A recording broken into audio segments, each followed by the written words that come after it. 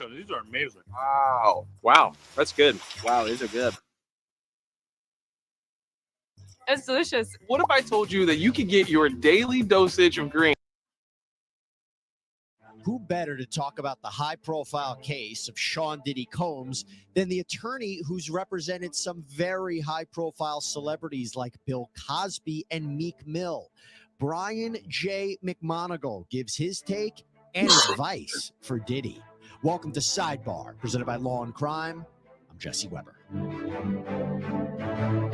So we have been talking to a lot of people about the latest developments in the Sean Diddy Combs story. More specifically, I mean that federal agents raided properties connected to the rapper this past Monday. It's being reported this is all in connection to an ongoing sex trafficking investigation. Not clear if Combs is a target or subject of the investigation.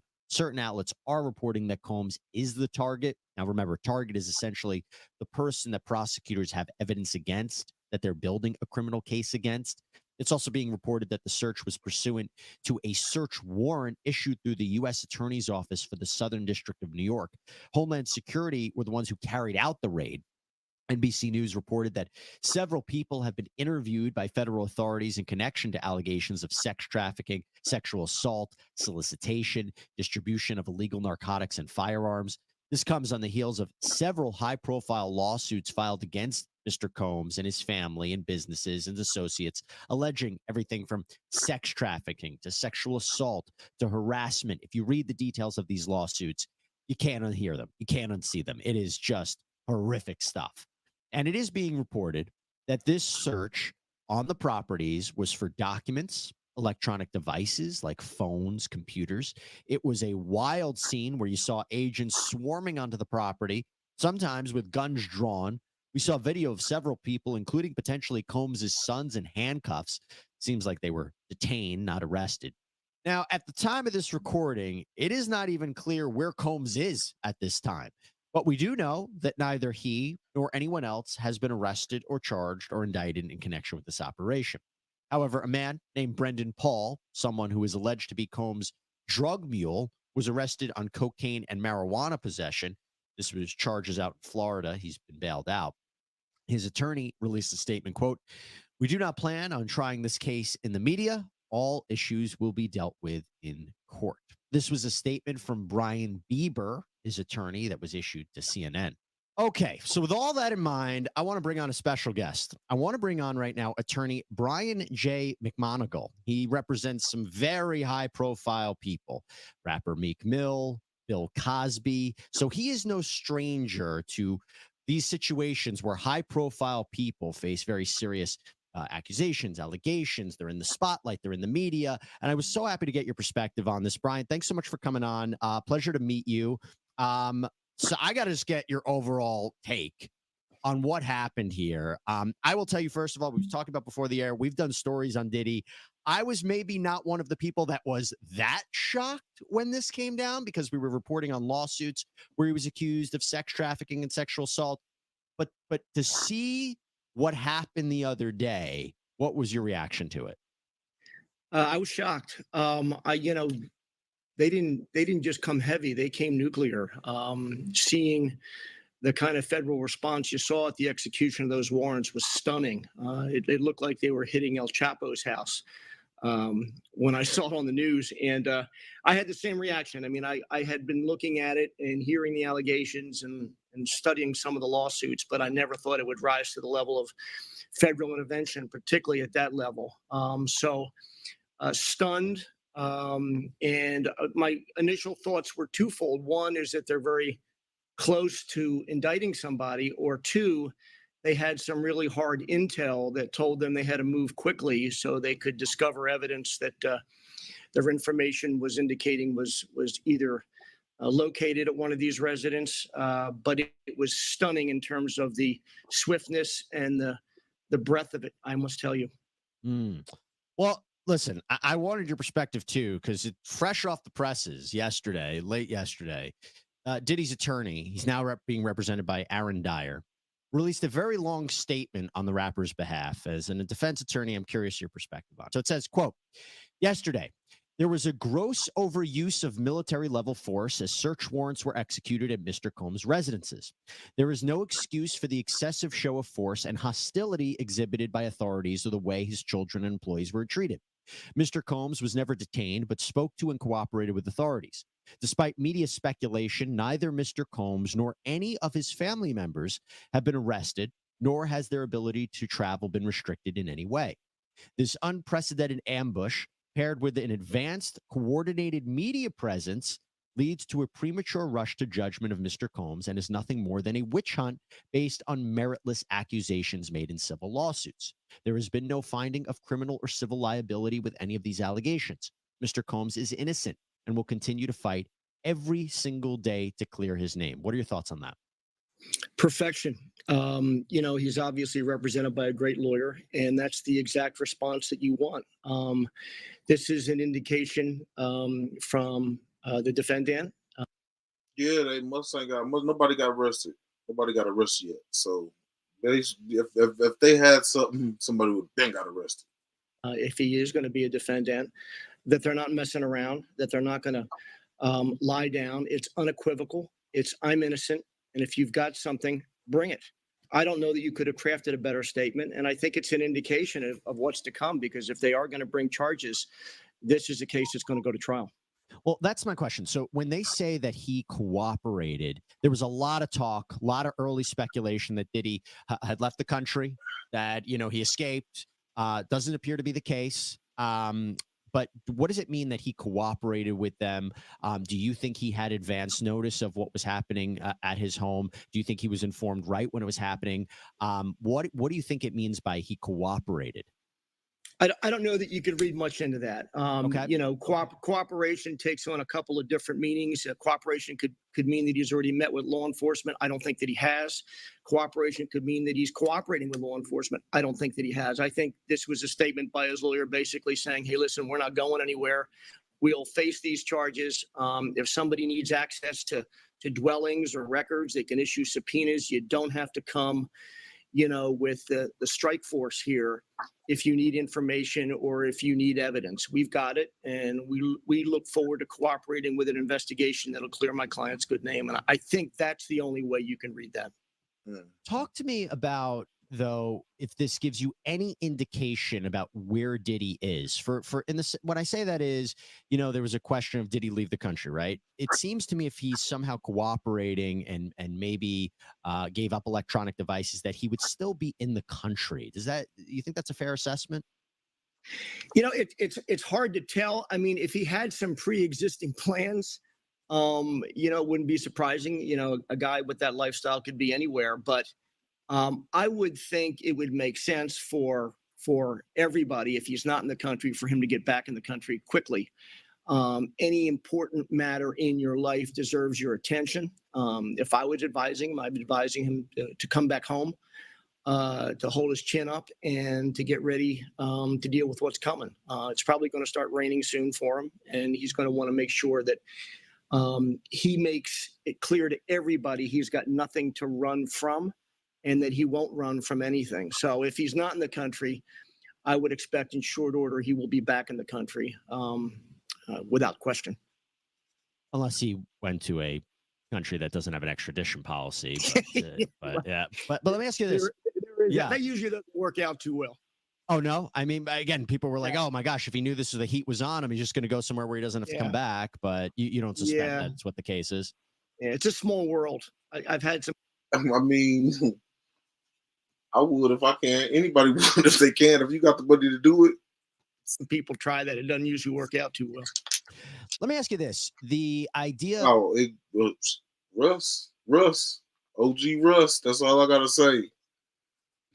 And you are echoing, I think, what a lot of other attorneys, legal analysts have said, that it seems charges are about to come down. Now, I will tell you, a lot of people have said that they thought that with a raid, there would be an indictment in conjunction with it. People would be arrested. We haven't seen that. It's been, at the time of this recording, 2 days since the raid. Are you surprised we haven't seen arrests in connection with this, again, what is a purported sex trafficking investigation? And do you think charges are going to come? On the first question, I'm not surprised. I mean, they usually do it one of two ways. They'll either come heavy and indict immediately, or they're coming heavy to try and secure evidence so they can start a process of putting evidence before a grand jury. I mean, we don't even know if there has been any evidence presented to a grand jury yet. They're the feds. They're not the state courts, and they are not going to indict somebody or charge somebody on somebody's word alone. I can assure you. And so they want to try and develop as much evidence, forensic evidence. They're going to be looking at phones. They're going to be looking at travel. They're going to be looking at corroborating every allegation that's been made in these lawsuits. I wouldn't be surprised if they took their time because they know that they're going to get the best representation in the world for this celebrity, and they're not going to look to want to lose. And so, they're very interesting in how they operate, the feds, so I think trying to read too much into timing could be problematic, particularly if they didn't find anything. I mean, what did these searches yield? Did they get any evidence? Is there anything that they obtained that would make them run before a grand jury and bring charges? I think they're going to take their time unless they must ain't getting nothing yet because he ain't locked up. I'm pretty sure if they had something to lock him up, he'd be in jail. They ain't gonna wait. They've got it. If they do, they are taking their time, and they probably looking for something else that they ain't telling us about. And I'd be surprised if they have it yet. A couple of things there, right? So we know that you would need probable. See, I'd be surprised if they had it yet. Cause for a search warrant.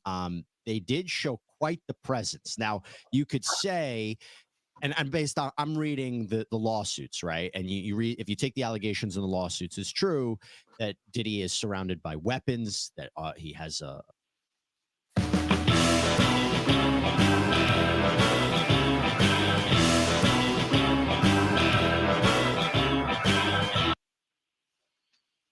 quite the security presence, large properties. You don't know what you're entering into. I've spoken to.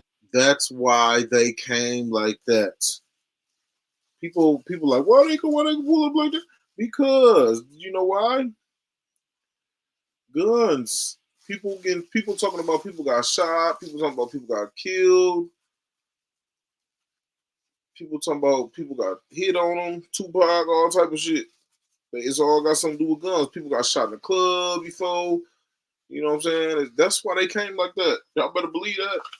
It wasn't just them SA cases and stuff like that. It was people got, yeah, that's when they come. Y'all know what?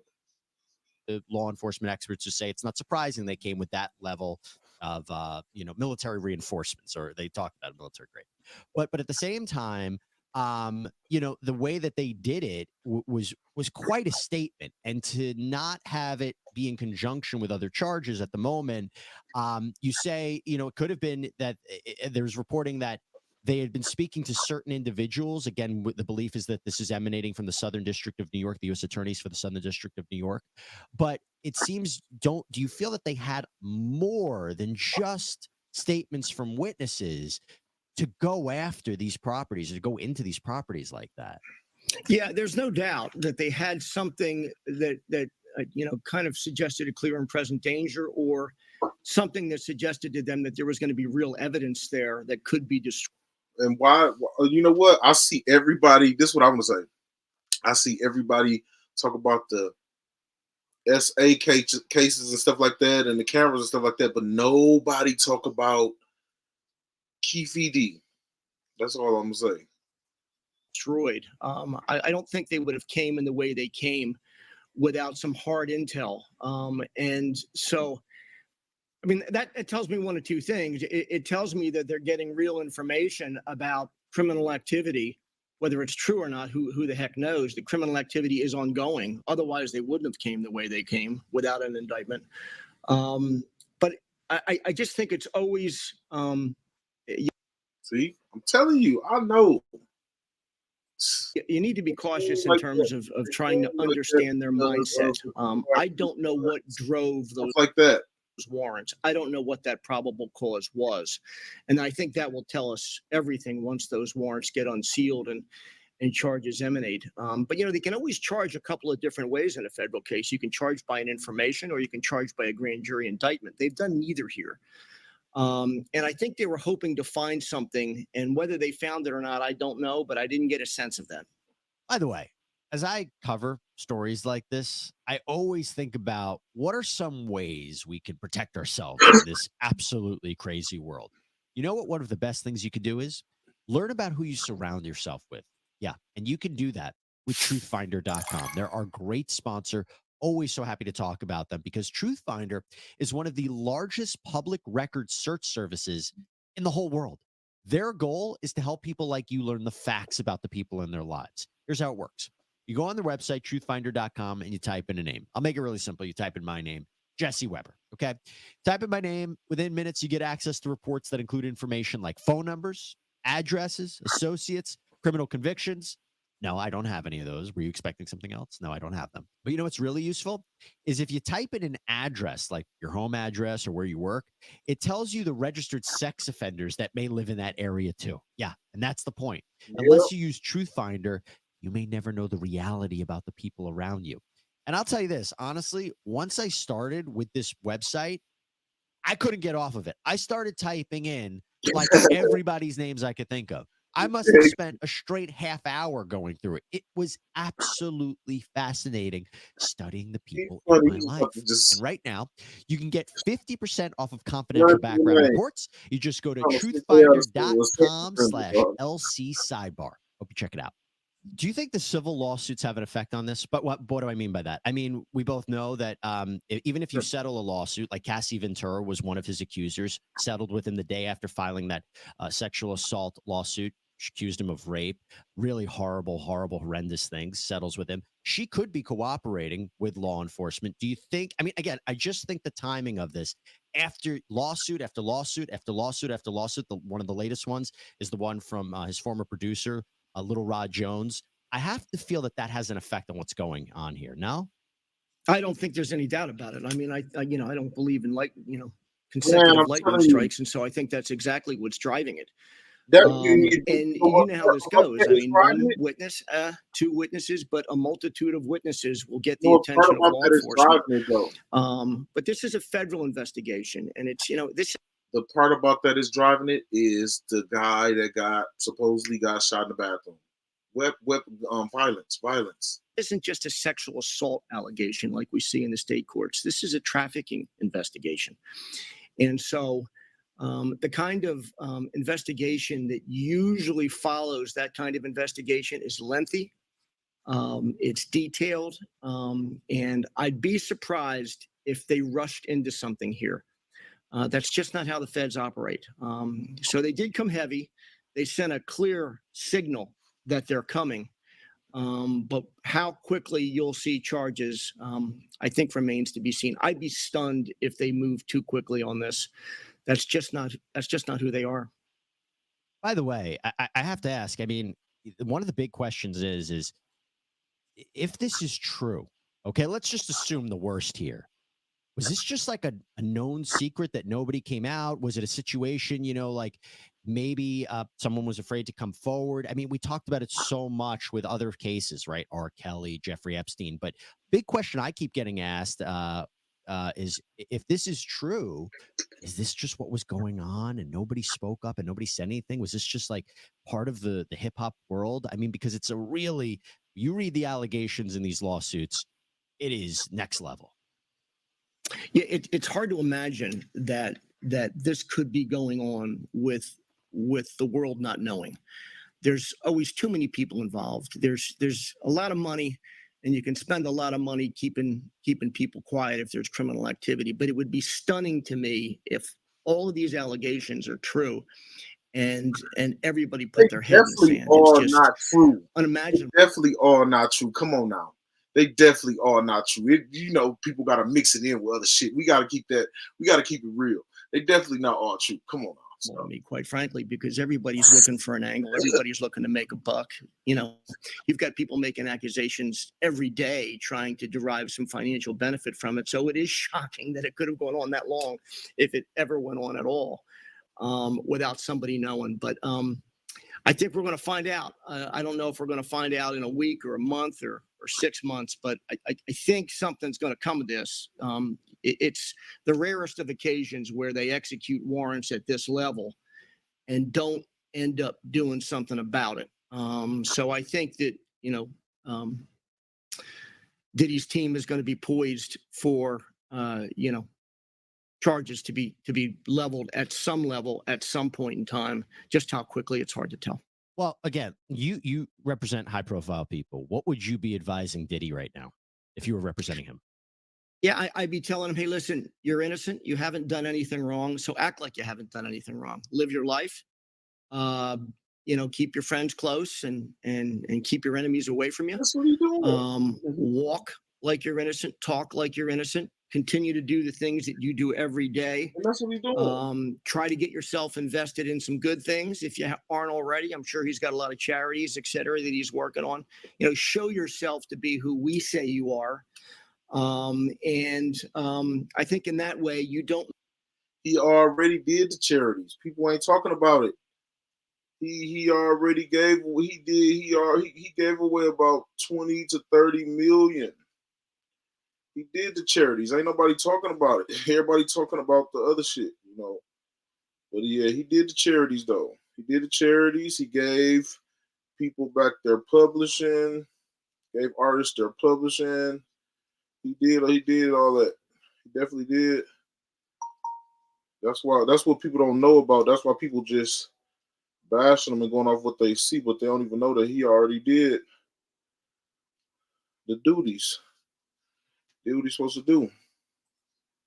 Make a bad situation, if it is a bad situation, even worse. So I think he's got to put a good face on and to make sure he lets the world know, and ultimately his jury know that he's innocent. And I would take an aggressive approach if I was them. I really would, because this is a case that's going to garner an enormous amount of publicity. You're talking to jurors. How it ain't even no case. It's not even a case yet. It's not even a case. With your actions. And so he wants to make those actions real and right. And I'm sure that that'll happen. I'm sure he's in the best of hands, and they'll make sure that he's sending a message loud and clear to any particular jury pool that he's innocent of these charges, and he looks forward to defending them. Now, let's say he's not charged yet, right? Would you? I'm not sure, but he's being attacked on the PR machine.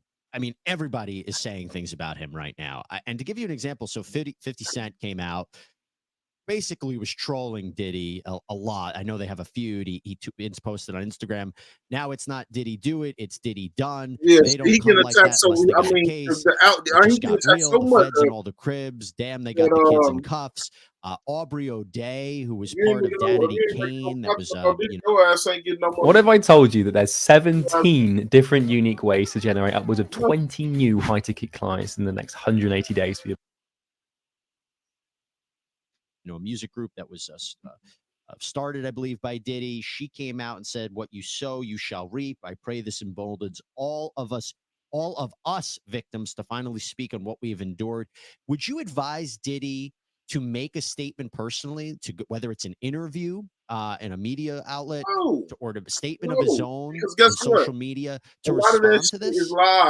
Only if it's controlled. I've seen disaster after disaster. We saw it in the Penn State case where people went on Dateline, the defendant went on Dateline and got interviewed. It would have to be controlled. I think it would have to be brief. I think once you go down that road, you run into a lot of trouble. Keep in mind that the story here is a better story if he did it than if he didn't. And I've tried to be on the other side of that in cases, and you can see it go both ways. In our case with Meek, obviously the media was rooting for him because it was right, it was just. In other cases I've had, they didn't care what the accused had to say. That's not the story for them. The story is better if it's that he did it. And so I think if he's going to make any kind of a statement at all, it'd be a prepared statement, it'd be a quick statement. Did he not take questions? And it'd be something probably as perfectly crafted as the response you saw from his lawyer. Man, and that would be the end of it. Taking interviews, I think, can be a disaster. One misstep during an interview, and it's a news cycle for a month that you'll never be able to overcome. So very limited in terms of a response, but perhaps a response that's measured and brief. And let's say Diddy is hit with these massive sex trafficking related charges and you were to represent him. How do you defend him at trial? Again, you've represented very high profile people. Cosby is a name that comes up in a very high profile case. How would you represent him? I don't believe that. Well, I think it depends on what the evidence is. If the evidence is allegations being made by individuals, you do it the old-fashioned way. You develop an investigation. You find out everything that they've ever said about them, any motives they would have to lie about them. I don't believe it. And one by one, you try and dissect the allegations. I don't think there's another way to do it. Shit like that. Sometimes you get real lucky in these cases. Somebody makes an allegation that you were somewhere at some place at some time, and you weren't. These other individuals, I'm sure, are being interviewed in the media. You want to get every single soundbite they've ever given, everything they've ever said about the case, and hold up those inconsistencies one against the other. And more importantly, if he's got evidence of innocence, sometimes you really do. You've got an innocent client there. Believe it or not, nobody believes that. And if this guy is innocent of these allegations, or if they've been distorted in any way, remember, you prove one distortion, and then all of a sudden the whole thing could collapse. And so, I'm sure what he's going to do and what his lawyers are going to do is they're going to dissect everything that's been alleged against them. The nice thing about civil lawsuits is there's a lot of information you can glean from them. There's depositions, there's interrogatories, and people are of record. And so there's great fodder for cross-examination in these cases. And I'm sure he's done a lot of wonderful things in his life. And those things are going to have to be brought to bear in a criminal courtroom. Let the world know how good he is and how good he's been, so that image can be created. And, remember, in a criminal case, you don't need to convince 12. You just got to convince one. One of the things, though, I don't know if you had the opportunity to read the Little Rod Jones lawsuit, but embedded in that lawsuit were screenshots of what appears to be Diddy with what appears to be underage girls at a party. Cuba Gooding Jr. is somebody who's been implicated in this. There's a picture of Little Rod Jones with Cuba Gooding Jr.'s arm around him. There is, he claims, Little Rod Jones, he has other evidence. He even says that Diddy has cameras in his house of all of this purported sexual conduct as a form of blackmail. He came forward in that lawsuit. And again, it's a different standard. It's a lawsuit. It's not a criminal case, but he seems to have a lot to prove his allegations. And again, I wonder what that effect had on this case, because when I was reading it 4 weeks ago, I was like, he's not just making out, he's got receipts in a way of it. And I thought that was really substantial. I'm curious how that might be playing into this case.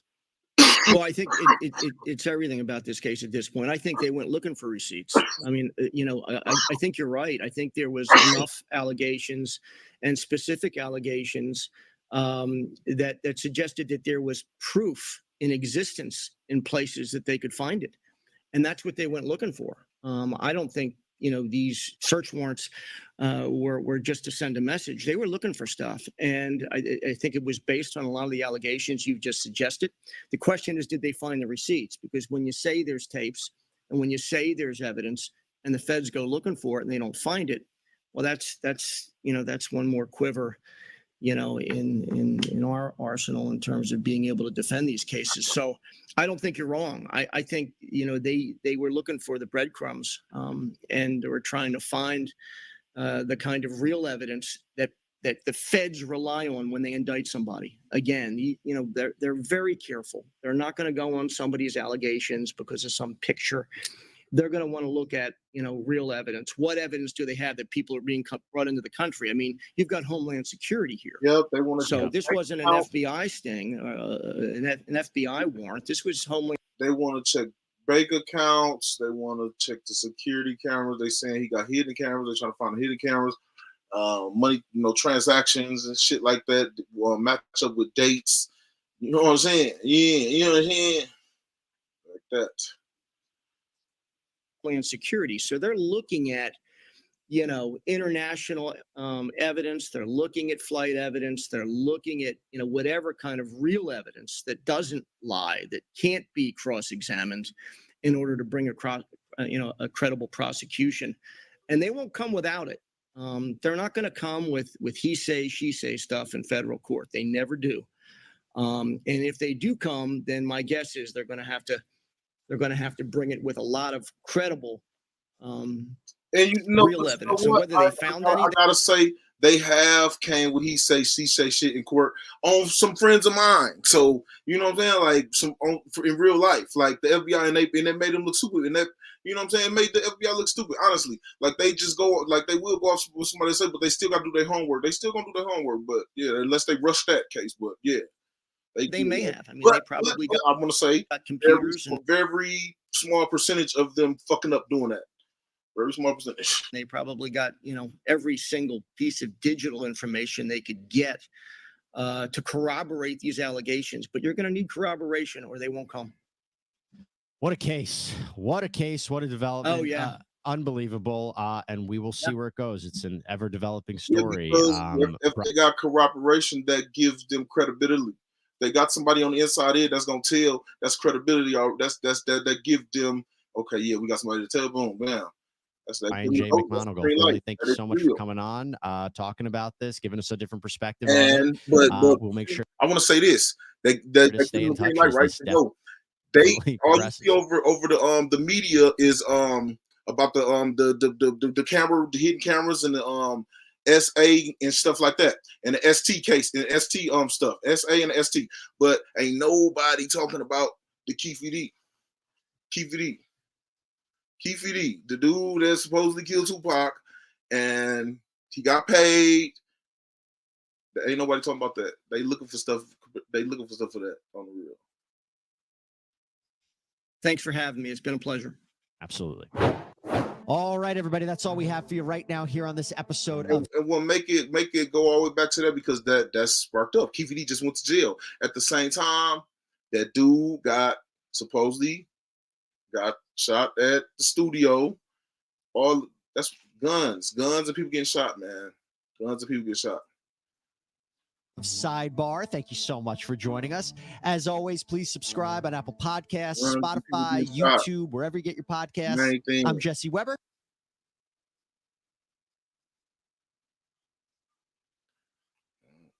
Digital agencies, listen up. Duda introduces the power of website building, AI, and SEO combined. What's up, fam? This your boy, Cut to the Chase TV. Be sure to hit that like and subscribe button, and be sure to share this video. I got some news for you Negroes today.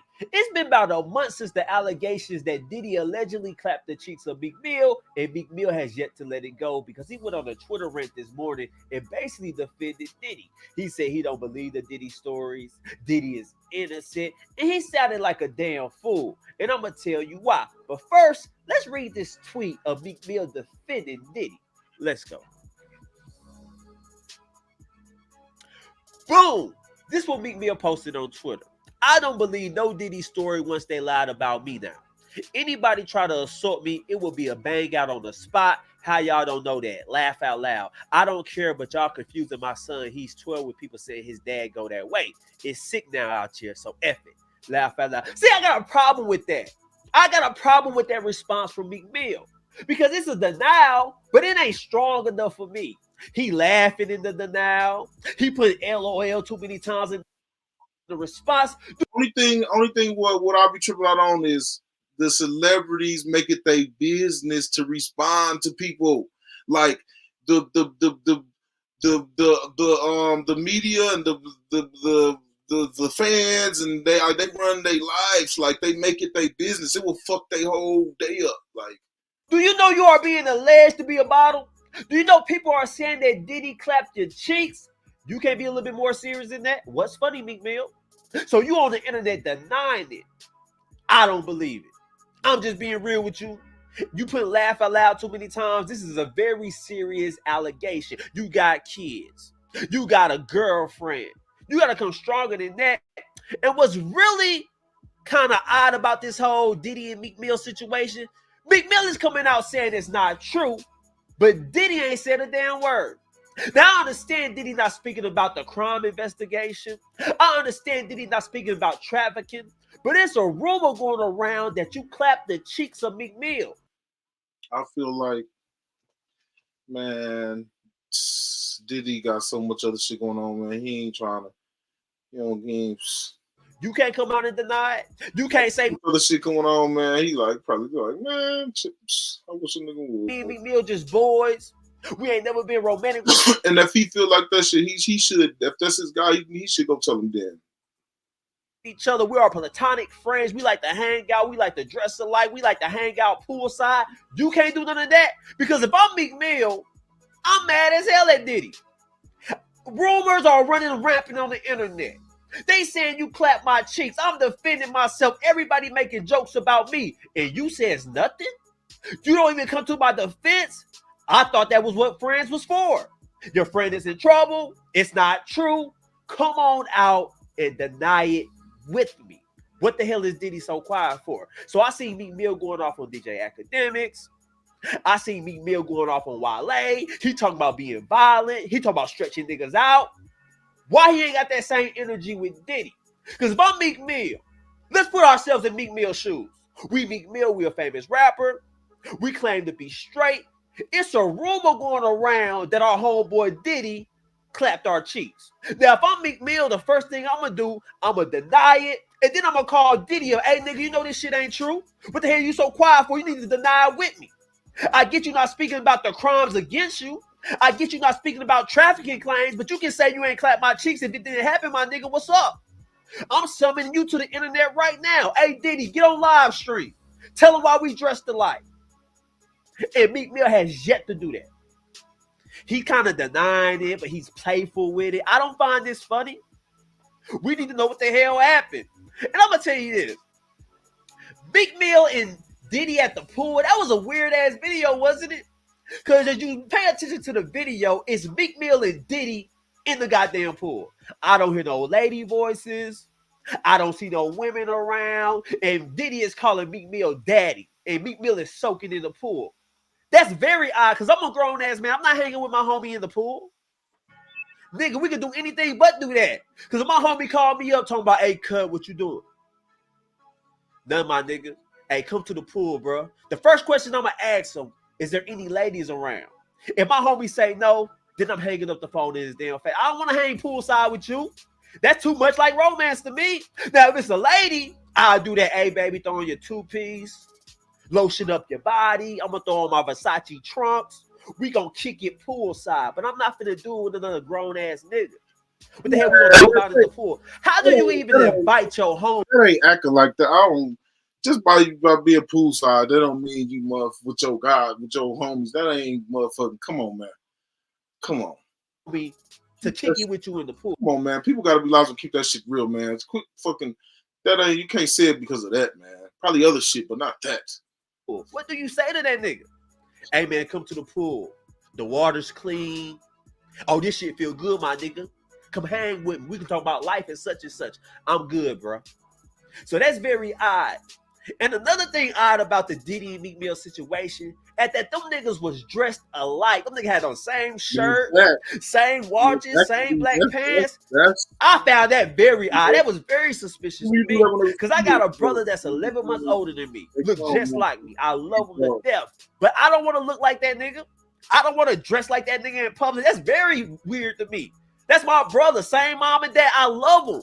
But if that nigga called me up talking about, hey, cut, I'm getting this red polo shirt. What size you wear? Cause I want you to rock it with me one day. Nigga, I want to look like you. What the hell we dressing alike for? Where we gonna go when we need to dress alike? That look very suspect. Two grown-ass men dressing alike. We got the same shirt on. We got the same belt, the same pants, the same shoes. There's never a reason for two grown men to be in street clothes dressed alike like the T.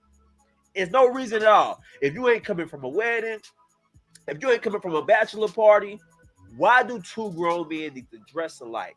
That's very suspicious. Now, if it's a lady, I'll color coordinate with my lady all the time. Hey, baby, you gonna throw in the black and white jumpsuit. I'm gonna throw in my black and white polo. low. You gonna throw them black heels on. I'm gonna throw my black and white 11s on, and we're gonna do the damn thing. We gonna party. We gonna kick it. But I'm not going nowhere dressed like another grown ass man. That don't even sound right. How do you even invite somebody out and say we gonna dress alike? How that conversation go? Hey, yo, cut. I'm rocking that red polo, my nigga. Throw that on. We gonna kill them. We gonna kill them tonight. Hell no, nigga. I'm good. I'm my own person. You throwing that red polo, my nigga? I'm gonna throw on my Versace sweater. That's all. You don't gotta look like to kick it. I love you to death. My homie, best friend, my brother from the same mother. So we don't need to look alike. So I found that very odd that Meek Mill and Diddy was dressed alike. And then they was taking pictures. Meek Mill was leaning into him. So I feel like Meek Mill need to take these allegations very serious. I still don't feel like he's taking it serious. And why the hell Diddy haven't say something about it when they it's just real weird to me. And I'm gonna say another thing that Meek Mill said on Twitter today when he was ranting. He said Diddy is a heathen and he was never involved in the coke party or the freak off. So he basically threw Diddy under the bus. Listen to this tweet and tell me what you think about it. Let's go. Boom! This is what Meek Mill said on Twitter. How a nigga trying to clap another guy and say a guy from Philly did it too? I want all the evidence to come out. The F. I'm not a part of the freak or coke part of the industry. I'm not a heathen. How did I get in the combo? Because I'm changing laws holding major influence. So wait a minute. You say Diddy is your boy. Yeah. You say Diddy is your best friend. You hanging with him poolside. You dress like him. You taking pictures with him. You in all the parties with him. He's accused of being on coke and having these freak offs at his mansion. So you mean to tell me that's your brother from another mother? Y'all real tight. But everything he do, you're against. That don't make sense, bro. Birds of the same feather flock together, my nigga. So you can try to go Diddy under the bus, say I'm not part of the coke or freak offs. I'm not a heathen. But it kind of do seem that way, bro. Diddy is a maniac. That would have seemed like by this lawsuit. Diddy's insane. He gonna try to fuck some. Him or her. Who's ever around getting it. If he got that liquor in him. We see him try to fuck Fabulous, allegedly. He was hitting on Fabulous on the Drink Champs interview. We all seen that. So Meek Mill, you calling him a heathen. You saying what he do you're against, then why was you hanging with him in the first place? That's what I don't understand. And then Meek Mill try to gain sympathy from the public. He said, y'all call it trolling, but it's taking a toll on me and my kids. I got a 12-year-old son. He don't want people thinking his father is the G word. Y'all wrong for this. Let me read that tweet for you guys. Let's go. Boom. This is what Meek Mill said then. Y'all call it trolling. I call it I have two young kings, Papa and Czar, plus my other son I raised, Zah, that see magnified press. To know they can be wherever they want, but their dad represent one thing. If I was G, they probably wouldn't be living. Meek, if you have a problem with your sons thinking you roll that way, you're being accused of being a bottom. Why don't you holler at the top Diddy and say, hey, Diddy, come clean this up for my kids. Can you release a statement to the public, please? I'm your brother. We cool. It ain't true. Did he say something? This don't affect your criminal case. Saying you ain't clap my cheeks, what's wrong with that? It ain't happened. That's all Meek Mill got to do. He talking to the wrong people. He need to be on the phone with Diddy. And his lawyers, let's issue out this statement. Let's explain our relationship with people. Let's explain why we was dressed alike. Let's explain why we was at the pool. Because I still haven't heard an explanation of why they was dressed alike. That's all I'm saying. And I'm going to tell you another reason why Meek Mill is in trouble. I don't believe that's Meek Mill on that leaked audio. I'm going to just be honest with you guys. I don't think that's Meek Mill and Diddy on that audio. It's too clear. The bodyguard was just chasing cloud. I think that's fake audio. I'm going to just be honest with you guys. But I will say this. Ever since these accusations came out about Meek Mill, I don't really look at him the same. He could be doing normal shit, but it kind of seems sus to me. I can't get that out of my mind. Meek Mill can be just talking. I'll be trying to pay attention to extra words, how he pronunciate his words. Do I hear a little bitch in him? But he was at WrestleMania recently, and he was cheering on The Rock, and I kind of heard a little bitch in his voice. I'm just being honest with you. I'm not saying he rolled that way, but some of the things he was saying was sus.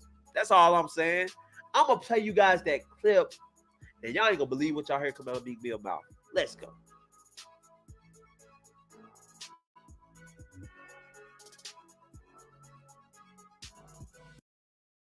Did you know that you could get $50,000 to over $150,000 of investment capital at 0% interest rates to fund any business or investment that you want?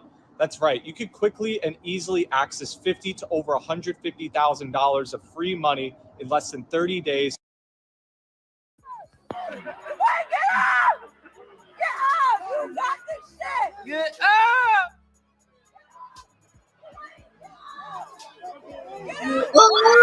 Knock Rock out. Get up, Rock. Get up.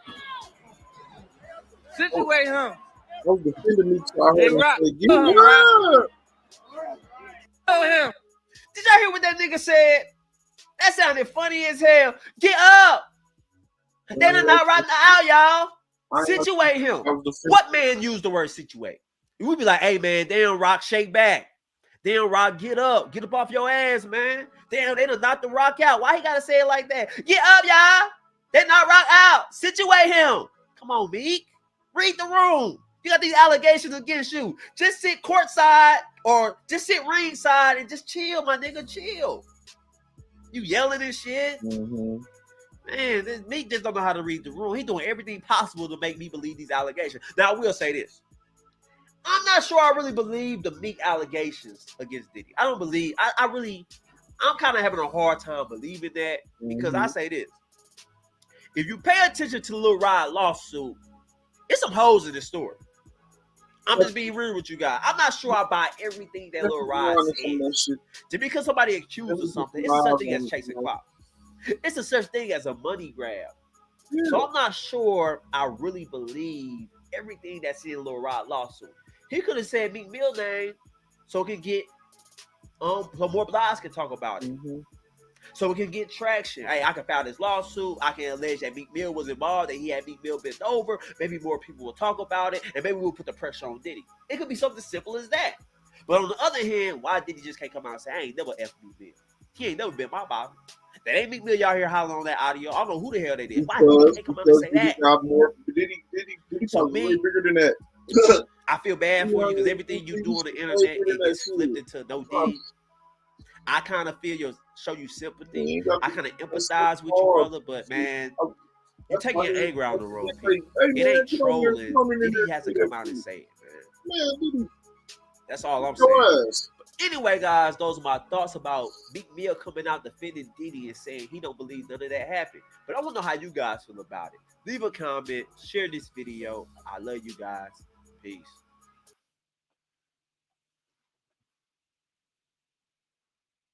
Yeah.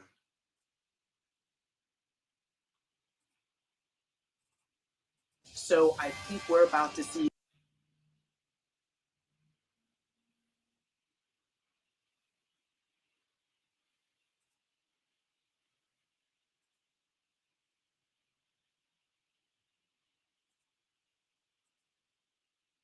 something on the level of Epstein, Weinstein to the power of 10. From members of the royal family to Grammy and Academy Award winners, we're breaking down all the A-list celebrities named in court docs against P. Diddy, along with some startling accusations. First of all, that entire filing was just gasp worthy. I'm not seeing a scenario where he can escape liability, criminal liability. He's been known for years as a renowned rapper, producer, and label executive who goes by the names P. Diddy, Puff Daddy, or his legal name, Sean Combs.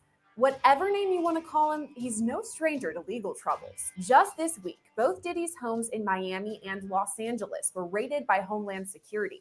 According to former prosecutor Melba Pearson, they're likely looking for some specific evidence. The feds are doing raids at 3 different homes of P. Diddy, including his homes in California, in Florida, and in New York. And what I think they're looking for are videos. So basically, P. Diddy had a habit, allegedly, based on told to us through the filings by Cassie Ventura. They have all said that he had a habit of liking to video either him abusing other people or forcing other people to abuse each other for his pleasure, and would record all of that. Wow. Now see, out of all this time, all this shit, that's my first time hearing he liked to abuse people and record it. First time. Wow. So I think those are some of the things that the feds are looking for. I think they're looking for other types of evidence to corroborate the statements that were made by Little Rod, by Cassie Ventura, and the other people have come forward saying that he did abuse them. So they're looking for corroborating evidence and basically the building blocks to put together what will end up being a massive, massive, massive criminal case. So far, Diddy hasn't been arrested, but he has already faced his fair share of legal issues. Last year, Diddy's ex-girlfriend, Cassandra Ventura, who you probably know as singer Cassie, accused him of sex trafficking and sexual slavery. She alleged that Diddy raped her and beat her so severely that she was bruised. Cassie also alleged Diddy made her have sex with prostitutes and recorded it on video. She also says he forced her to carry a gun. Cassie sued him under New York's Adult Survivors Act and settled with Diddy outside of court just one day after the suit was filed. Joy Dickerson Neal also filed suit against Diddy under the Adult Survivors Act, accusing him of drugging and sexually assaulting her back in 1991 when she was a college student at Syracuse University. Diddy was slammed with yet another lawsuit last month, this time brought on by music producer Rodney Jones, also known as Lil Rod. The 73-page lawsuit lays out dozens of allegations against Diddy, including that he forced Lil Rod to hire prostitutes and have sex with them. The court doc also claims Diddy himself assaulted Lil Rod, but that's not the only bombshell allegations revealed in the detailed documents.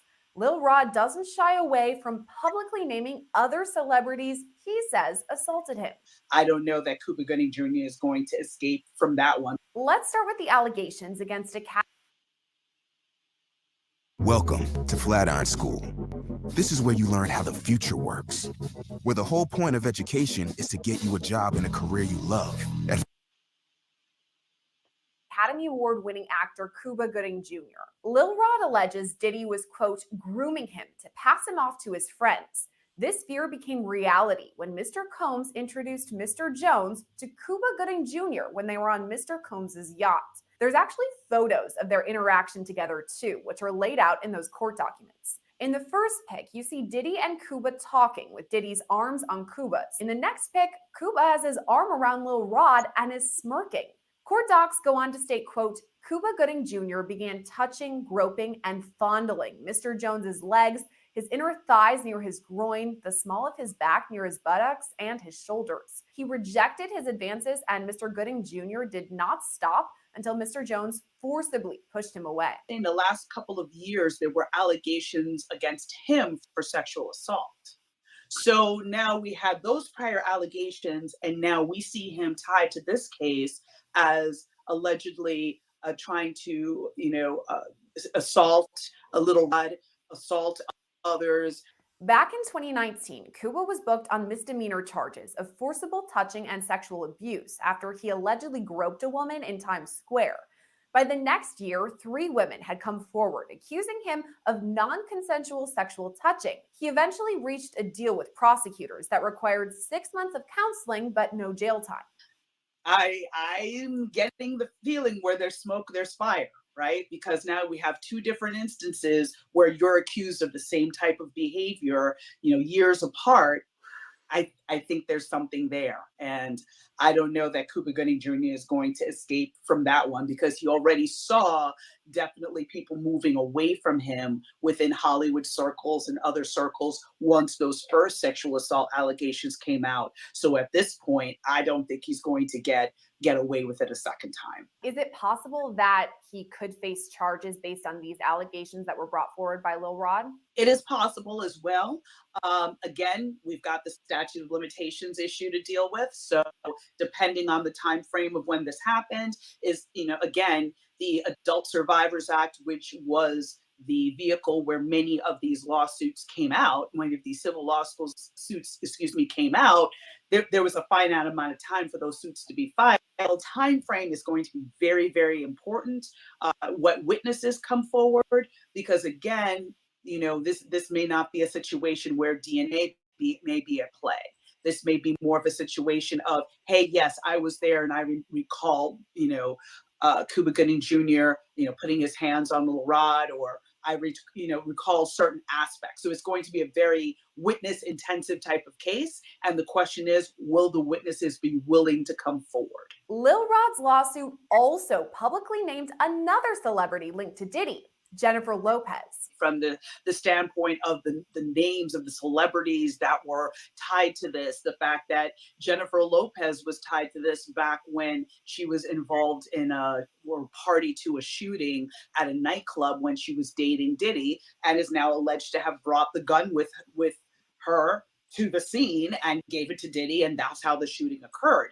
Lil Rod's team brings up JLo when establishing Diddy's history, writing his, quote, RICO enterprise has existed for at least 20 years, dating back to the 1999 nightclub shooting in NYC, when Mr. Combs required his then-girlfriend Jennifer Lopez to transport his illegal firearm into the NYC nightclub. The court docs allege Diddy forced his then-artist Shine to assume responsibility for the shooting of several individuals. All this happened back on December 27, 1999, when a fight broke out at a nightclub. Diddy, JLo, and rapper Shine were all there, and according to former rapper Mark Curry, Diddy paid Shine $1 million to take the fall for the shooting and serve a 10-year prison sentence. Lil Rod's lawsuit now suggests it was JLo who brought the gun. The fact that she's named as somebody who was carrying a weapon, could that be incriminating for Jennifer Lopez? It can be, but with a huge caveat, right? If I'm not mistaken, that shooting did not result in a death. I know that somebody was harmed, but I don't believe anyone was killed. Because of that, you have the statute of limitations to deal with, which is basically a prolonged amount of a certain amount of time that a prosecutor has to be able to bring charges against someone. And it varies from state to state. But the one thing is consistent is that there is no statute of limitations on murder. So if P. Diddy had actually killed this person, or the person died as a result of their injuries, now JLo could be brought into the mix as a co-defendant because of the fact that the person has passed away.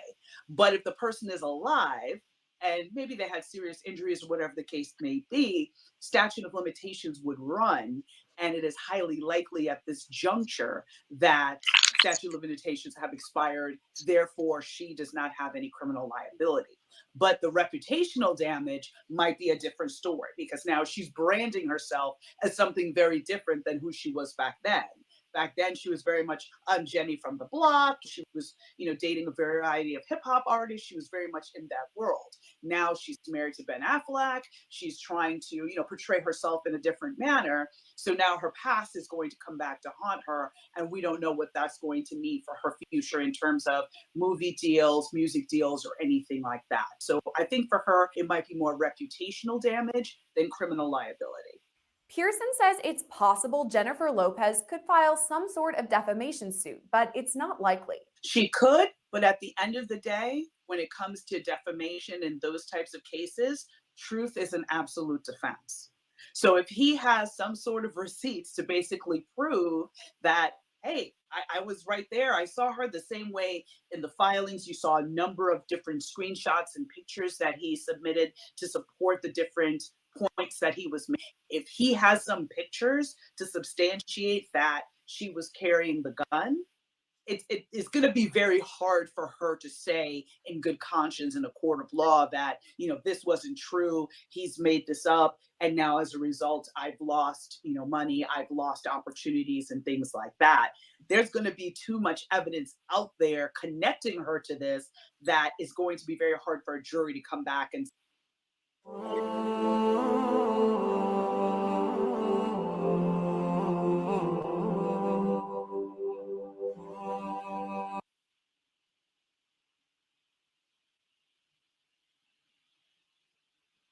crazy to me say, yeah, he's making all of this up.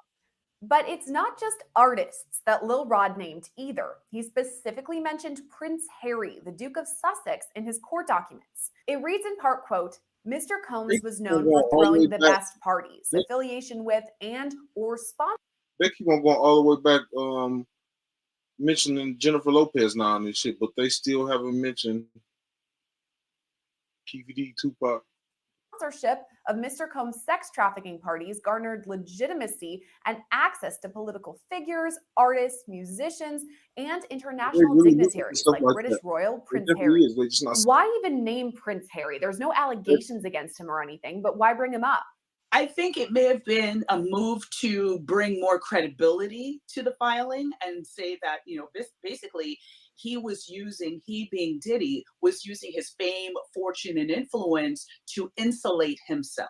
So he was able to legitimize some of the activities he was doing by having these lavish parties, bringing all these A-list celebrities, but somewhere in a back room or somewhere in another wing, horrible things were happening. So the fact that Prince Harry was there does not necessarily mean he was participating in what was happening. And just because you were at a party doesn't mean you know what's happening in every inch of the house. I mean, if you think about it, if the party's being thrown in a mansion, there are various floors and wings. So it is completely possible that he was there and did not participate. Now, you had said Prince Andrew, especially as a result of the allegations that came out in connection with the Epstein case, that they were close and that they traveled together. And, there was a person that alleged that he had sexually assaulted her while she was underage. That would be a different story.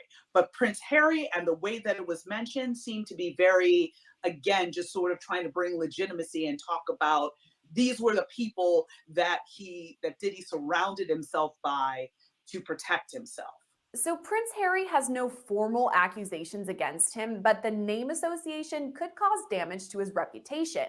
Even so, Pearson says it's not likely he files any sort of defamation suit. It's possible that Prince Harry may be able to preserve his reputation.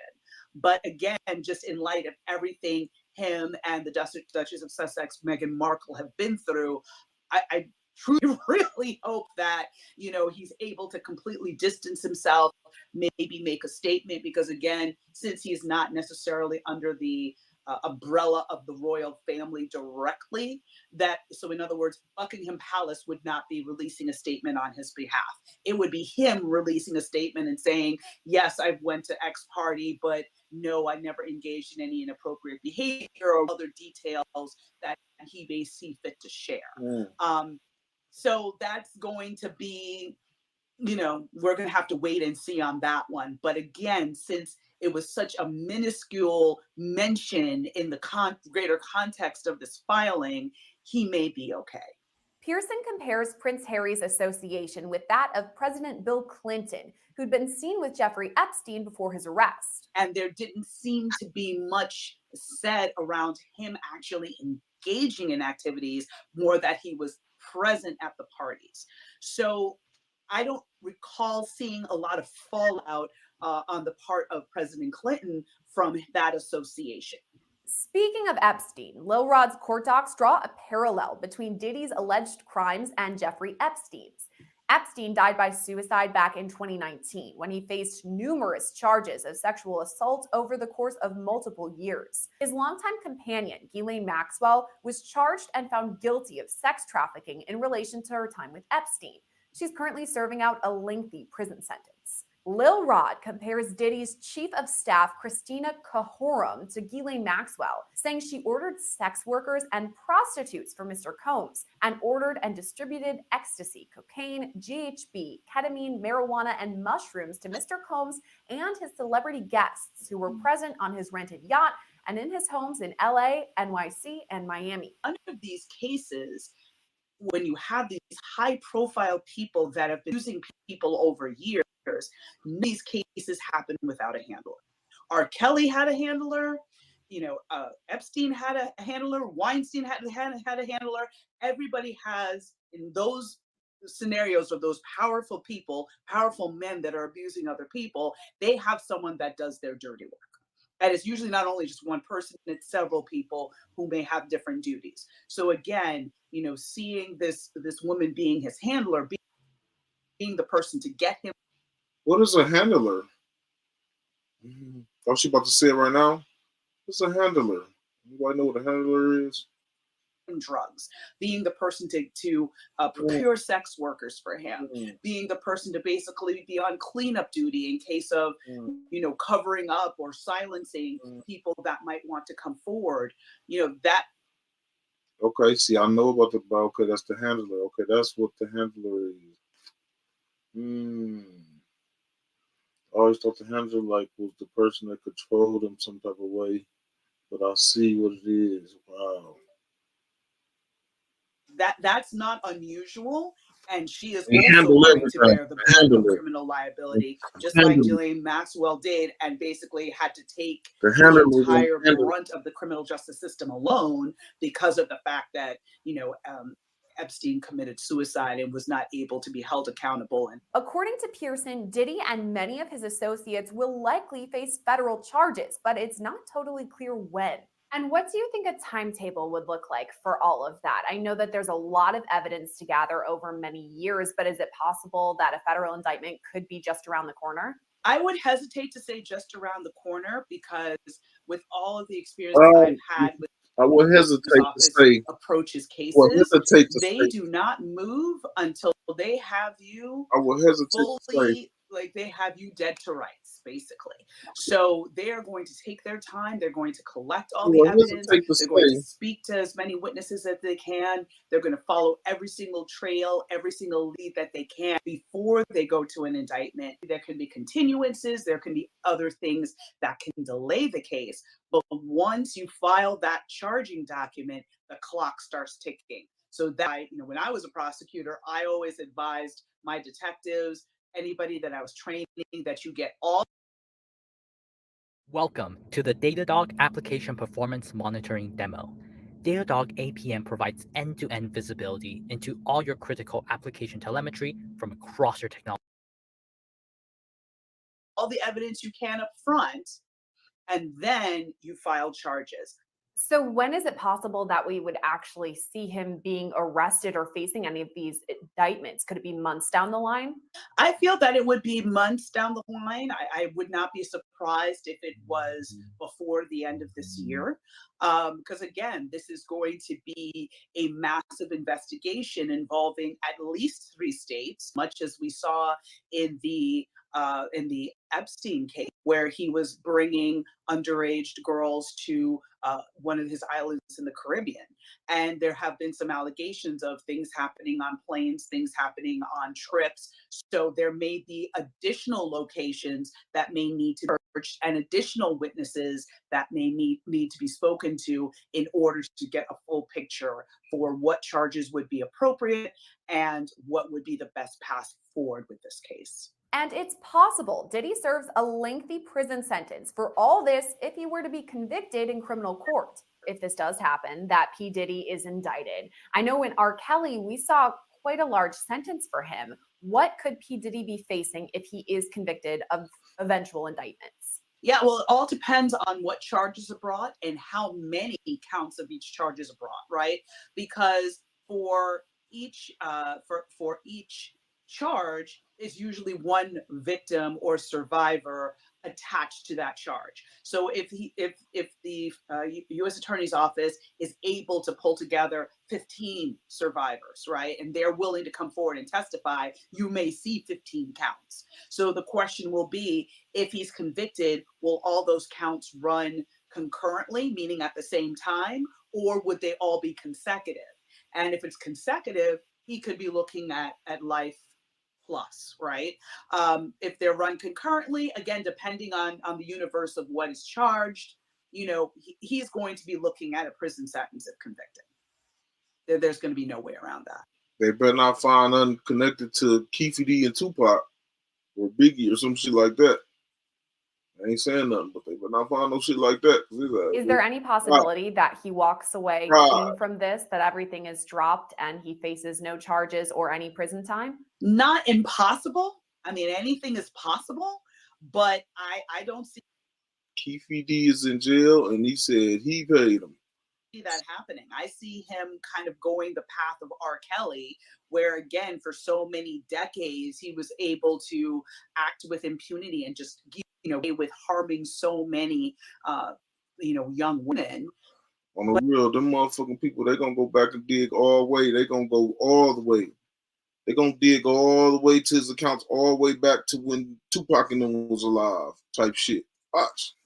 But eventually he had to pay the piper, and eventually he ended up with a prison sentence. So that in this juncture, from what's been publicly available, from reading Little Rod's filing, from reading and hearing about the horrible things that Cassie Ventura endured during her nearly a decade relationship with him that started when she was a young woman, I'm not seeing a scenario where he can escape liability, criminal liability. I'm just not seeing it. It's possible, but I'm not seeing it. In a statement, Diddy's attorney Sean Hawley denies all of Lil Rod's allegations. He writes, quote, his reckless name dropping about events that are pure fiction and simply did not happen is nothing more than a transparent attempt to garner headlines. We have overwhelming, indisputable proof that his claims are complete lies. Diddy's son, Justin Combs, is also mentioned in the lawsuit.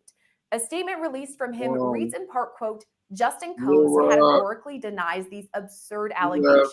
They are all lies. This is a clear example of a desperate person taking desperate measures in hopes of a payday. There will be legal consequences for all defamatory statements made about the Combs family. So far, we have not heard a comment from Cuba Gooding Jr., and as of now, P. Diddy has not been arrested and does not face any criminal charges. Reporting for Law&Crime, I'm Sierra Gillespie. Yeah. What if I told you that there's 17 different unique lies with truth, lies, and you know, just tell the truth and get on ways to generate upwards of 20 new high-ticket clients in the next 180 days for your business, all without doing anything like hiring an army of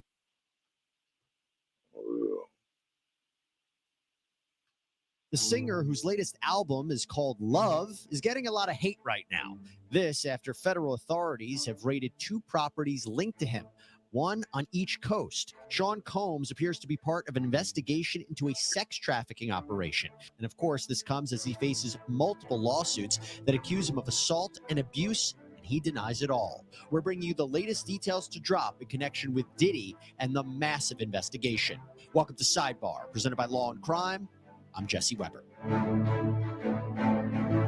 So we have been focusing very heavily on the Sean Diddy Combs story. I mean, what's interesting about this is we actually were focusing on it, 3-4 weeks ago. I did a very big sidebar on it where I broke down all of the latest lawsuits facing the rapper, the mogul, the reported billionaire.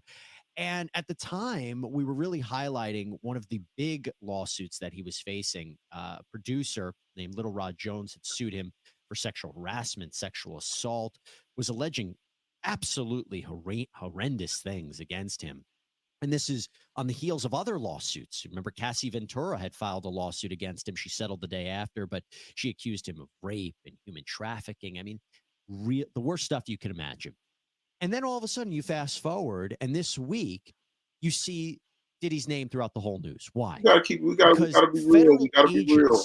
Raided properties that were connected to the rapper this past month. Real stuff, and it was reported that this is all in connection to an ongoing sex trafficking investigation. Now, to be clear, it has not been 100% confirmed by authorities if Combs is a target or a subject of the investigation. Certain outlets are reporting that Combs is the target. What do I mean by that? Target is essentially the person that prosecutors have evidence against. They're the one they're building a criminal case against. So if he's the target of the investigation, that is a very big deal. It is being reported that the search was pursuant to a search warrant issued through the U.S. Attorney's Office for the Southern District of New York. Need probable cause that a crime has been committed, gathering evidence in connection of that. And clearly, a federal judge signed off on this in order for these properties to be raided. And who were they raided by? Homeland Security carried out the raid. Homeland Security focuses on human trafficking investigations, among other things. Now, NBC News reported that several people have been interviewed by federal authorities in connection to allegations of sex trafficking, sexual assault, solicitation, distribution of illegal narcotics and firearms. This is so eerily reminiscent and consistent with the allegations from all of these high-profile lawsuits that I mentioned that were filed against Combs his family, his businesses, his associates, sex trafficking, sexual harassment, sexual assault. It was a wild scene, though, at these properties. You saw agents swarming onto the properties, sometimes with guns drawn. We saw video of several individuals, including who appear to be Combs's sons, Justin and King, in handcuffs. Now, it seems like they were detained, not arrested. And at the time of this recording, it is not clear where Sean Combs.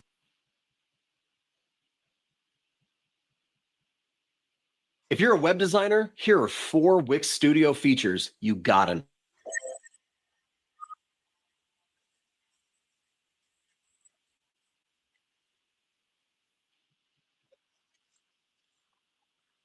Against Christian Combs, Sean Combs' son. With the papers in hand, we now get into even more detail about these disturbing allegations, and we also have new reaction to these Combs lawsuits that sheds a new light.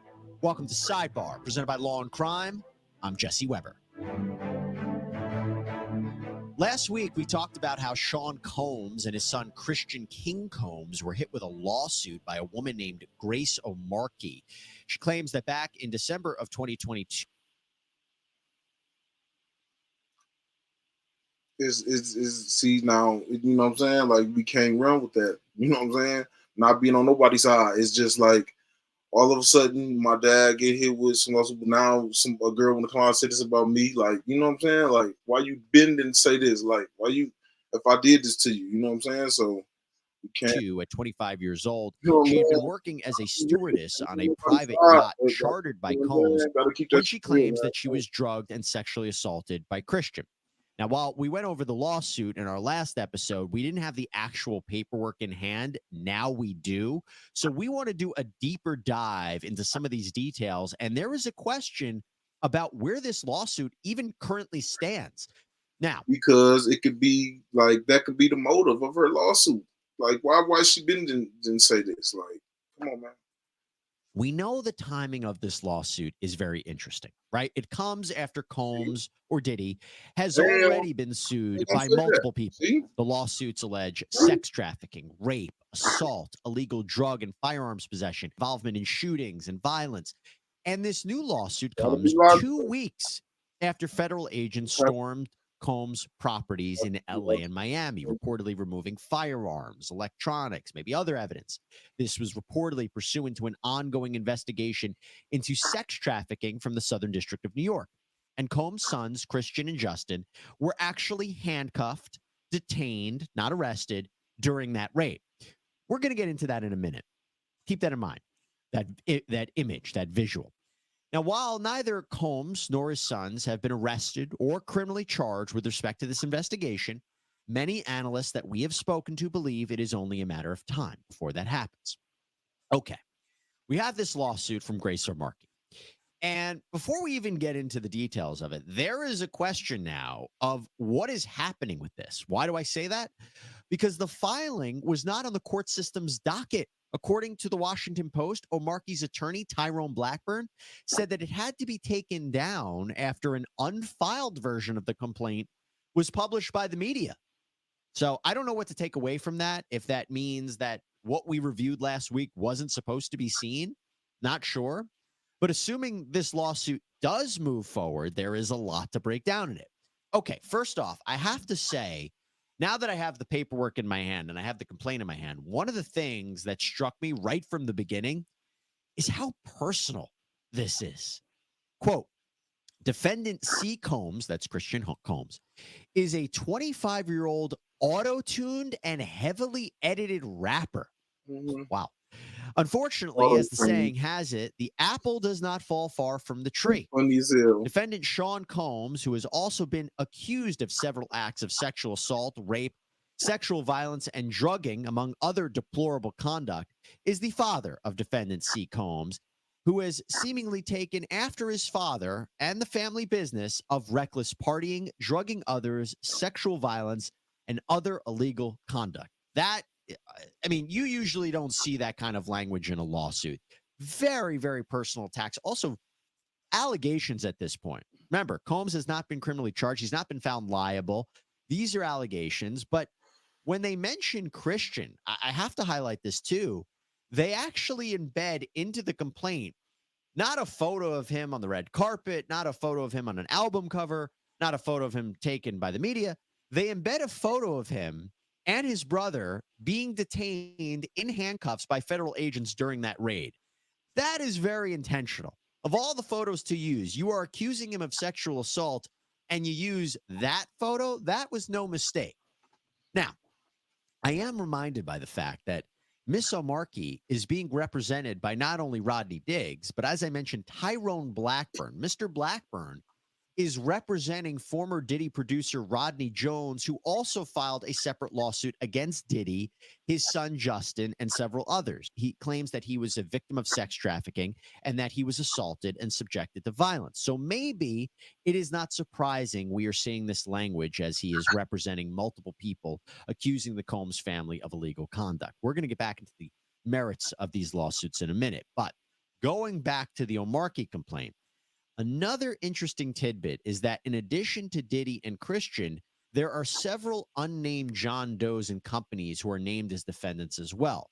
Omari claims that these people and companies aided and abetted in the commission of the conduct described in the lawsuit, and that as the case proceeds, she may add their names later on.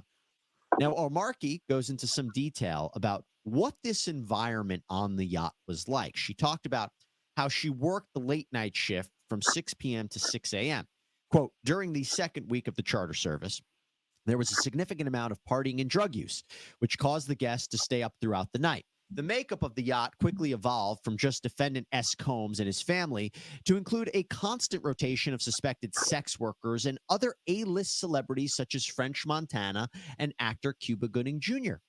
Defendant S. Combs turned what was sold as a wholesome family excursion into a hedonistic environment. According to plaintiff, it resulted in an unexpected increase in workload for her and her colleagues, as well as unwanted exposure to unlawful drug use, sex work, and general chaos.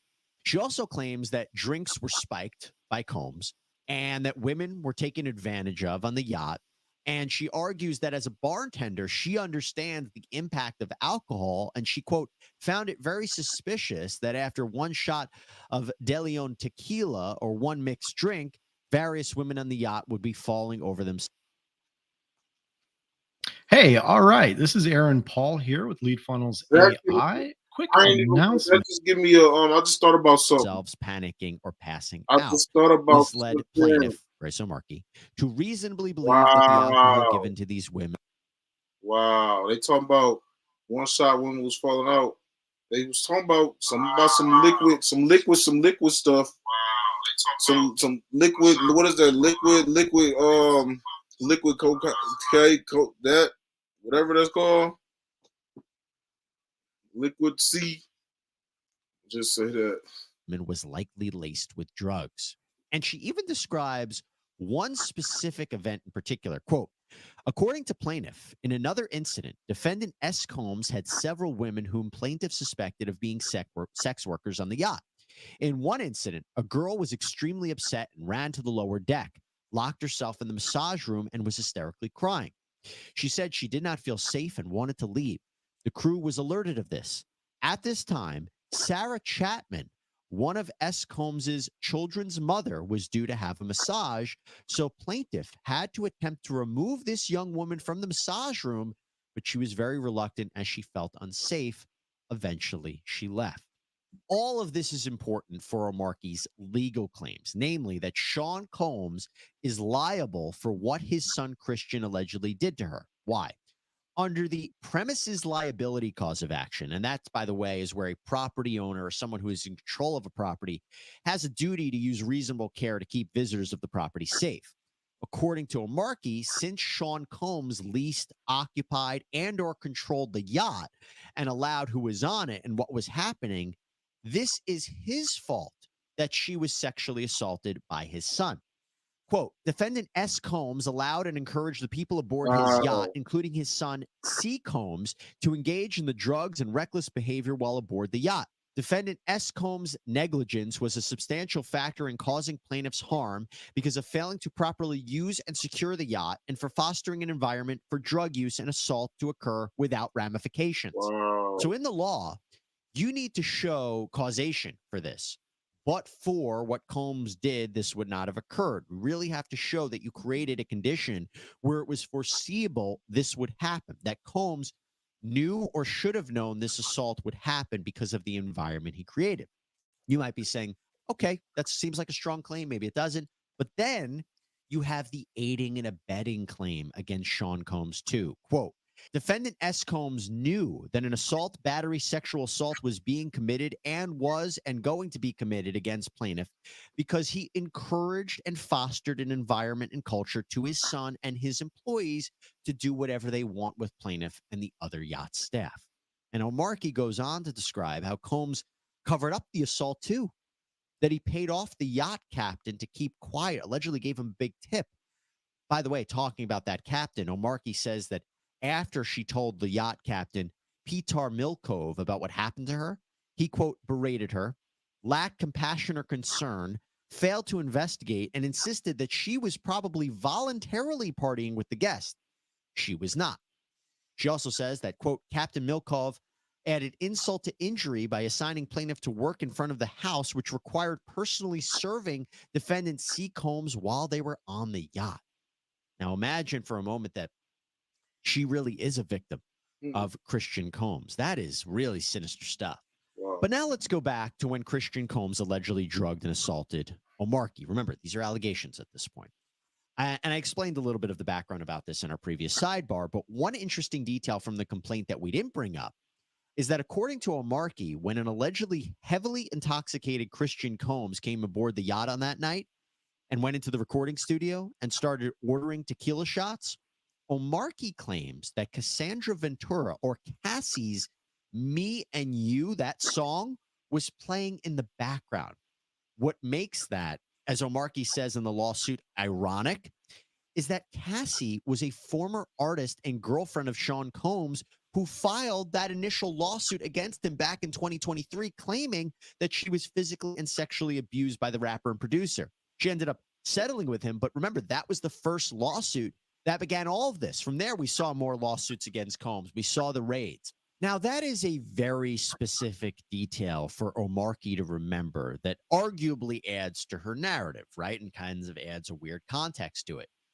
But I imagine that if she were to testify at trial about hearing this song, again, so specific, that would be challenged by Combs's lawyers. And they would say, you remember that? Is that awfully convenient? You remember that detail? Maybe you don't remember other things. So I guess that could be something that she would, or something that would be challenged. Okay, but now going back to this event. Omari claims that lawsuit ain't trigger off the police coming and stuff like that, because that psychic lady said this at the end of last year. She said stuff was gonna start happening at this time. If you check out my other video, she was supposedly talking to Kim Porter's spirit, and she was saying stuff was gonna happen at this time, and it's happening. Initially, she was forced to take and that's before the lawsuit. Tequila shots, that she wasn't allowed to leave. She claims that her drink was spiked, and she said that she was very scared and in a very dangerous situation with Christian Combs. Now, I'm not sure if this is a typo, but in the actual suit, it says that Sean Combs touched her legs, her breast, her private areas, and started kissing her on her neck, face, and hands. I'm pretty sure that's a typo. Because it seems like she has been alleging that it was Christian who sexually assaulted her. She doesn't sue Sean Combs for assault or battery. So, again, I think this is a typo. And if it is, that doesn't look good. This is arguably one of the most important lines in this lawsuit. You mess up who you're talking about? But, I mean, I don't know what to make of it. But here's what we do have. Omari claims that Rodney Jones, as I mentioned, Diddy's former producer, now plaintiff, suing Combs for sexual assault in a separate lawsuit, that he was there on the yacht that night and actually recorded the audio of this assault, this whole episode happening. She provides a transcript of what she says is Christian Combs drugging and sexually assaulting her. I'm going to read it for you now. Christian, Yo, it's shot o'clock. Grace, no, I'm not doing shots, Christian. Christian, everybody, we got to take a shot. In a second audio tape, Grace says, I'll just put the ledge. Christian, no, no, no, take the whole thing. What? Grace, no, you will take it as well. Christian, take the whole shot. Wow. Grace, I'm only doing it as long as you take it as well. Christian, I ain't going to lie. I'm not taking nothing. Please, please take the shot. Wow. Grace, you were drugging me? Christian, take the shot. Hey, yo, play another beat one time because now, then there is a transcript of Christian's alleged sexual assault of Grace. Cassie's Me and You playing in the background, allegedly. Grace, this is not an offer. Christian, you said what? Grace, I can't. I'm swapping out. I can't do it. I'm sorry, darling. Christian, nah, we need you. Grace, I'm going to stop. Stop. I have to go. I have to go. Honestly, I'm like already losing sleep. I have to go now. Christian, you're the best one on this ship, though. Grace, what do you mean? They got that shit Christian, on tape. who's going to Oh my replace God. you? Grace, who's going to replace me? Oh my God. Christian, F that. That's going to be trash, though. You feel me? Grace, excuse me. You don't touch my legs like that. I'll move my legs where I want to. If I want to do this, then I will. You don't touch my legs like that. Christian, listen, you and everybody in the crew, it's great. Grace, I can't. I have to go down. I have to go down. Christian, no, you tell me. Listen. Grace, what? Christian, say you're just vibing with me the whole time. Grace, I can't. I promise you. I wish I could, but I can't.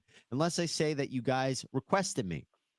Christian, yes, who can I talk to right now? Who can I talk to? I'm going to say I requested you right now. Grace, well, you can take your hand off my ass for the first thing. Now, according to Grace in her complaint, or Miss Omari in her complaint, she basically says she was saying that he needed to get permission, and all the people that would give him permission to hang out with her were asleep. So this was kind of a ruse for her to escape. There's a lot of legal issues surrounding the Diddy case. Makes you think about how important it is to have a great lawyer, right? Well, yes. That is especially true in personal injury cases, which can be very, very tough to navigate. But enter Morgan & Morgan, America's largest injury law firm, proud sponsor of us here on Sidebar. You know why they're so big? Because they win a lot. They are all about fighting for the compensation their clients deserve, even if that means having to take a case to trial. And they have secured multi-million-dollar verdicts all across the country. I mean, recently, we're talking a verdict of $26 million in Philadelphia. That was higher than the highest insurance offer in that case, by the way. And when I say that, sometimes insurance companies, they lowball offers, but Morgan & Morgan, they don't settle for that. You need a big firm to take on the evidence. But defense lawyers will fight him off until her partner on board came. But moving on from that, as I mentioned in the previous sidebar, she explains how later on in the night, Christian allegedly trapped her in the cinema room in the yacht, groped her, and tried to force her to perform oral sex on him. She claims that she had to fight him off until her partner on board came by and Christian ran away. But now, in this lawsuit, in this complaint, there are embedded photos of Omari's arm that appear to have bruises or discoloration. She claims this is from the attack. It is an important piece of evidence. But defense lawyers will ask, when were these photos taken? How do we know if it was caused by this and not something else? Run Windows on Mac and open a world with no limits. She got a recording and so got a forth. video. Now, moving on. A big component of a lawsuit like this is to explain the harm that you suffered. That helps in terms of the damages calculation, what you are owed in terms of monetary compensation. So Omari explains in the complaint that she loved yachting, even at an early age, that she traveled the world, that she enjoyed a successful career where she received high praise, great feedback, great reviews.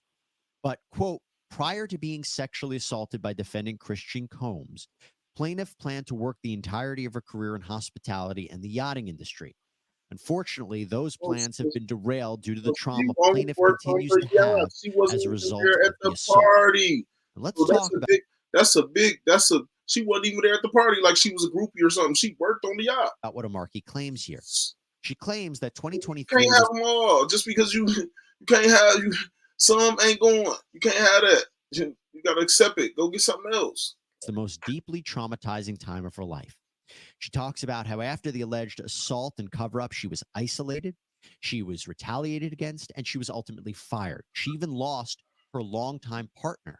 She says that her mental health significantly deteriorated to the point where she required medication and therapy, and she fell into a deep depression. She claims that she couldn't even perform her maid of honor duties for her sister. She also claims that she developed a severe eating disorder, suffered from suicidal ideations, and even had seizures. So if she can prove that in a trial, that is going to be not only devastating testimony for Christian Combs and Sean Combs, but really important in terms of damages calculations. So she ends up suing Christian Combs for assault, battery, sexual assault, intentional and negligent infliction of emotional distress, and as I mentioned earlier, the other claims against Sean Combs as well. Now, I do want to call out something else from the lawsuit, some other mentions in the lawsuit. You remember Brendan Paul, who we talked a lot about here on Sidebar? He was listed in Rodney Jones's lawsuit as Diddy's alleged drug mule that supplied Diddy with narcotics and weapons. He was actually arrested on the day of the raids for drug possession at a Miami airport. Well, he is listed in this Grace O'Markey lawsuit too. Quote, according to plaintiff, defendant S. Combs' assistant and noted drug mule, Brendan Paul, once came down to the pantry and was laughing uncontrollably. He told plaintiff that he had to sit and watch defendant S. Combs have sex with multiple women. He said defendant S. Combs wanted him present just in case he needed him to get him something while he was in the middle of the act. Plaintiff questioned why Brendan would want to work for defendant S. Combs if he was required to do such things, and Brendan replied that defendant S. Combs was a good link to have in the industry. There's also an interesting section that mentions how A-list guests came on board the yacht. That includes a Philadelphia rapper, a 30-year-old Atlanta rapper who rose to prominence following the release of his 2017 mixtapes, a 25-year-old British rapper, a Moroccan rapper signed to Bad Boy Records and Maybach Music Group, and a former model and CEO of a female urban clothing brand. I'm not going to guess who these people are. If anybody online wants to do their due diligence, Meek Mill, feel free to do it. Montana. Now, I will tell you who is actually mentioned, who is named in this lawsuit. Cuba Gooding Jr. He is not a defendant in this case, but he is mentioned. And we remember that Jones actually filed a lawsuit against Cuba Gooding Jr. He says that he was sexually assaulted by the actor on Diddy's yacht, by the way. Actually accused Sean Combs of facilitating this abuse. That right there, that don't look too comfortable. He's smiling or whatever, but it kind of looked like he, that one smile like, man, what the fuck is going on? I ain't know this I ain't know this going on in here. Like, I ain't know, damn. Like, that don't look like. But in this lawsuit, Omari claims that Cuba Gooding Jr. was extremely unpleasant to serve, that he sat at the bar, made derogatory comments to her, that he was visibly intoxicated, and she was. I heard people saying, like, that picture, they were saying, like, dude smiling, whatever, but his face don't look like one of those comfortable, happy smiles. It looked like one of those weird smiles, like, I'm just uncomfortable. The room and witnessed him inappropriately touching Rodney Jones. So she will be an important witness in Jones's lawsuit, and vice versa. Jones and Omari are linked in a way, right? They both are there to. Man, the same thing. Well, but for real, being real. People still stayed there. Whatever happened, people still stayed there. So they made the choice to still be around that all that time. People ain't leave. Nobody ain't. So they made a choice, and then when something ain't go their way or they gotta know or something like that, everybody wanna, like that's how people be. So like this situation got to get judged on all of that. Like people really, this situation got to really get judged on both sides. Like people still stayed there and participated to testify to prove the claims of the other. So quite the lawsuit. Ain't nobody, to say the least. He didn't force them to stay there and participate. But I got to give you some updates. Omari's attorney, Tyrone Blackburn, he told NBC News, quote, "It gives us no joy or pleasure in filing the suit against Christian Combs, who has clearly adopted his father's pattern and practice of depravity. While her other I don't condone no spiking drinks or none of that shit and all that drugging people. No, that's wrong. And if that happened, then you know that's what you know. Shit, I don't know. That ain't right. attorney Rodney S. Diggs also told NBC, quote, "I am here to fight for those who can't fight for themselves, and I applaud Grace for being so brave to come forward." Spiking drinks, kids, sex traffic, kids, stuff like no, that's wrong. No. It's a no. That's a no-go. With her truth. That ain't. However, Aaron Dyer, an attorney for Christian and Diddy, said in a statement that the lawsuit from Grace O'Markey was, quote, "another lewd and meritless claim from Tyrone Blackburn." Quote, "This complaint is filled with the same kind of manufactured lies and irrelevant facts we've come to expect from Blackburn. Yeah. We will be filing a motion to dismiss this outrageous claim."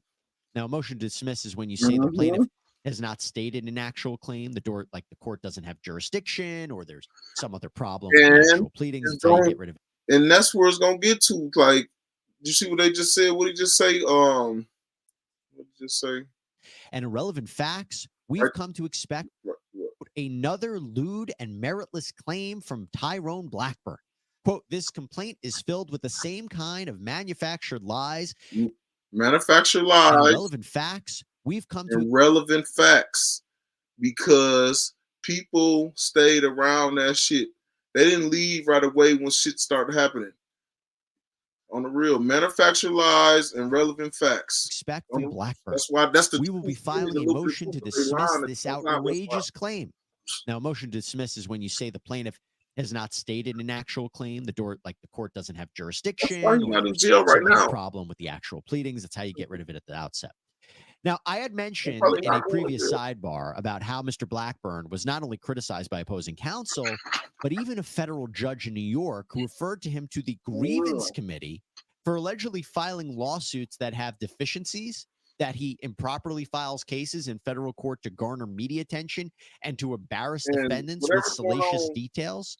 So keeping that criticism in mind for a moment, where we're talking about, are these claims, are these allegations in these lawsuits credible? Just now, Instagram model Jade Rami, who Rodney Jones claimed in his lawsuit was one of the people that Diddy allegedly bragged about paying to be a sex worker, she has fired back against these allegations from Rodney Jones. Through her publicist, Rami told Entertainment Tonight in a statement, quote, "Dating someone doesn't directly correlate to any of the false allegations made. Yes, I dated someone. How unfortunate we've entered a time where caring for someone or falling in love is worthy of scrutiny in the court of public opinion. What may be amusing for you is real life for others, and my feelings have never been for entertainment, nor are they up for discussion. We need to be more conscious as a society when ridiculing people's lives and relationships merely for enjoyment. I appreciate everyone's kind messages and support during this time. Thank you." Also, Sean Diddy Combs' ex-girlfriend, Young Miami, who Jones also listed as one of the people that Diddy claimed was a sex worker, denied the allegations too, writing on Instagram, "I'm not a prostitute. I never sold," and she has an emoji for, you can do the math, an emoji for her private parts. "I never sold a day in my life. I hate how this is getting spun." And again, what do we make of these allegations? Serious allegations, but allegations nonetheless. And what about Diddy?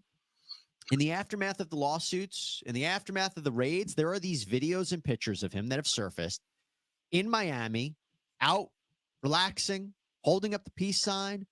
But he also just posted on Instagram the music video for his 1997 song "Victory," where he runs from police. Still look disturbed, but at the same time, "Bad boy for life," followed by, he still looked disturbed at the same time. His publicist probably told him, you know, you got to get your ass out there and get on the bike. Go take your family out to a raised fist. So you still living regular and you not, you know, this ain't nothing that's not bothering you. Emoji. So again, these are all allegations in the suit. Neither Combs nor his sons have been found liable. They haven't been arrested or charged, but these are serious allegations, and we will continue to follow where all of this goes. All right, that's all we have for you right now here on Sidebar. Everybody, thank you so much for joining us. As always, please subscribe on Apple Podcasts, Spotify, YouTube, wherever you get your podcasts. I'm Jesse Weber. Speak to you next.